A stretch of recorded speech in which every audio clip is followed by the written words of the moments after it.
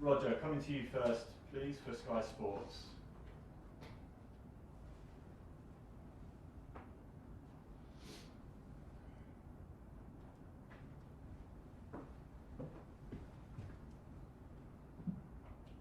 Fire away, Roger. Hi Frank, how you doing? Hi, good, thanks. Good.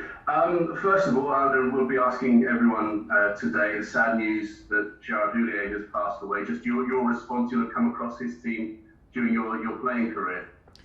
Yeah, I came across him on and off the pitch. Was always an absolute gentleman in the times that I met him, and just reading some quotes then from people who knew him much better than me. That seems to be the resounding thing that comes out of this. A great football person, very successful in his managerial career, great person, and all the respect to his family, thoughts with his family from myself and everyone at Chelsea, of course. Also today, Champions League draw, Chelsea drawn against Atletico Madrid. Was that one of the tougher ones you could have drawn out of the hat today? I think most people will say it's the toughest draw that we could have had. When you go on probably current form, how they're doing in the Liga, European experience, quality of team and player, I think most people would say that. On the other hand, I think all draws are difficult in the Champions League.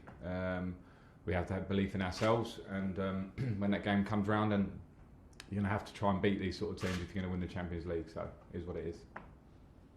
And you say, because some people might be surprised to hear you say that they're the toughest ones you could have got. You genuinely feel like no, I'm not saying. I'm saying I think any draw will be tough. I just think if you look at I think they're top of the Liga, and when you look at the batch of teams, when I talk about, as I say, I watched them knock Liverpool out last year. Who are obviously a great team, and they have that experience and they have quality in their squad. So I think most people would say that they were certainly one of the toughest teams we could have drawn on paper. But we'll have to turn up and do our job and be confident that we can beat them. Before that, we've got plenty of league matches to think about, including Wolves coming up next.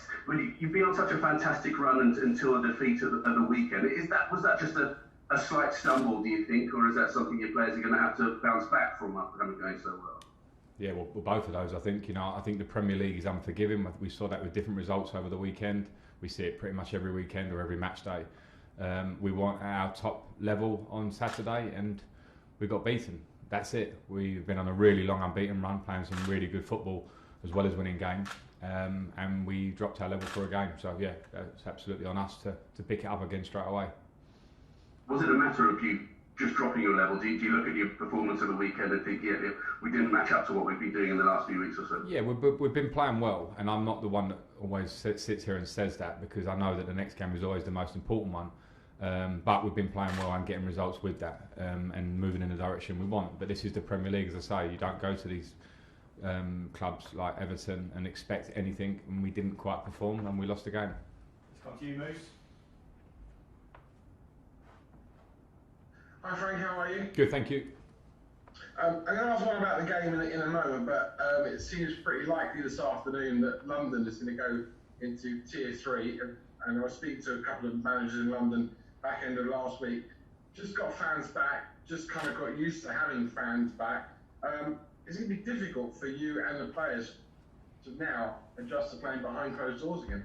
Yeah, I think if it comes in, Moose, I think it will be, and I'm slightly disappointed.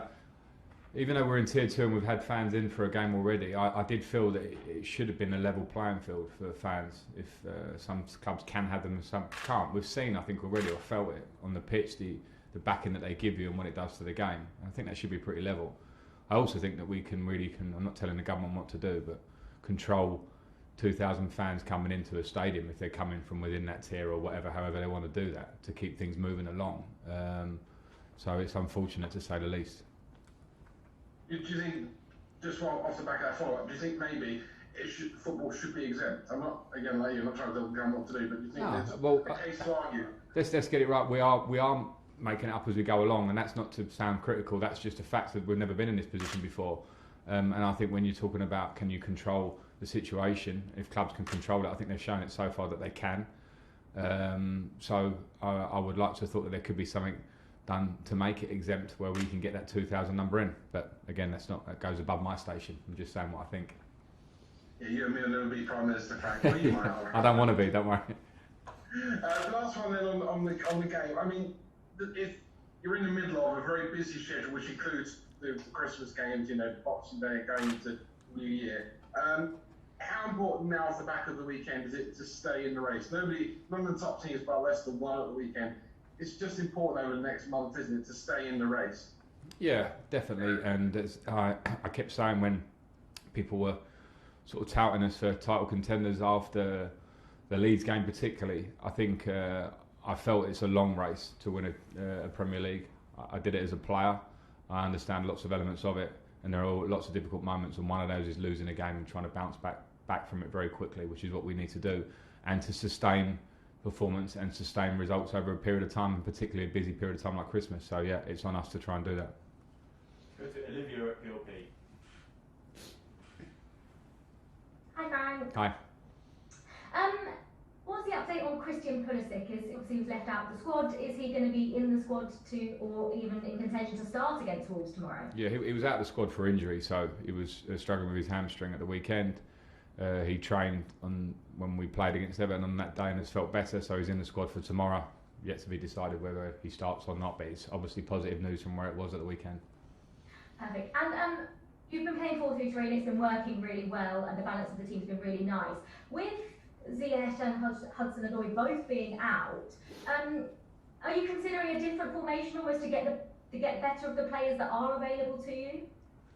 I'm not in the short term, no. I think we've been playing very well. Of course, as you say, Hakim Ziyech has certainly been very pivotal when he's been playing, and Callum, when he's played, has done well. And all of a sudden, we're very short on wingers.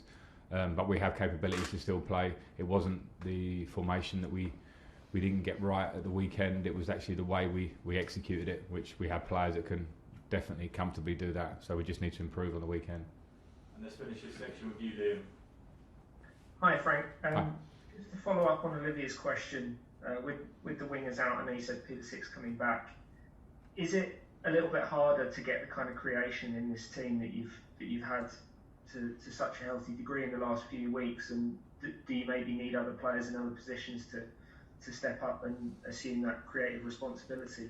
I think what we have to come to terms with is that it felt like Everton played very similar to how Tottenham played against us a couple of weeks ago. And if people are watching us, of course they'll try and stop us doing what we've been doing well. And then it's on us to find other ways. And we didn't move the ball quickly enough against Everton as a team to hit the sides to maybe turn them round.